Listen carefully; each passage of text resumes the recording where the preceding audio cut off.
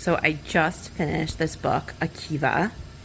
It is a fantastic book. If you loved And Rachel Was His Wife and the Let My Nation series, I think this is a really great book to pick up next. It was written by a Rav in the 1800s, and he wrote it in German, and it was translated recently. So it has like a simplistic writing, but it's really beautiful.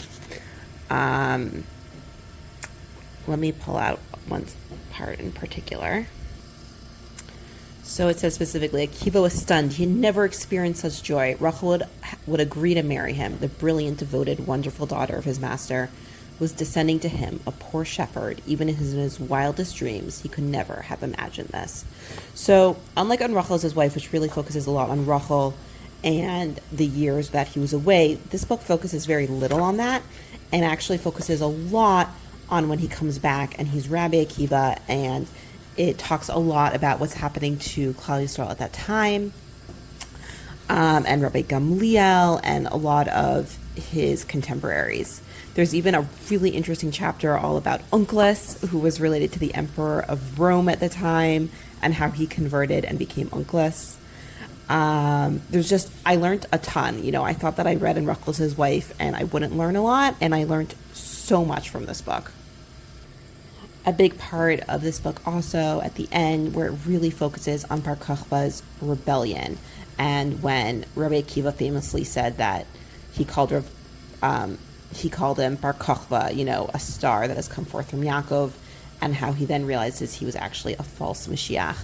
And it ends with the fall of Beitar, and really, discusses that and how it fell on Tisha B'Av. So if you're looking for a book to read during the 3 weeks or after Chatzos on Tisha B'Av, I really recommend this book, especially because of this ending where it really focuses on the fall of Beitar. I learned a ton of midrashim on it.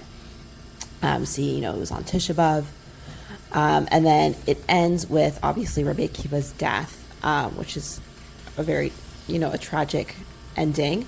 But he really focuses it, and there's a big focus that we are all Rabbi Akiva students because we're all keeping Torah, and how this is keeping Rabbi Akiva's legacy alive. So I would not call it a depressing book, but I would say that it's an uplifting and inspiring book, and is really great for the 3 weeks in Tisha B'Av as an alternative to reading Holocaust books.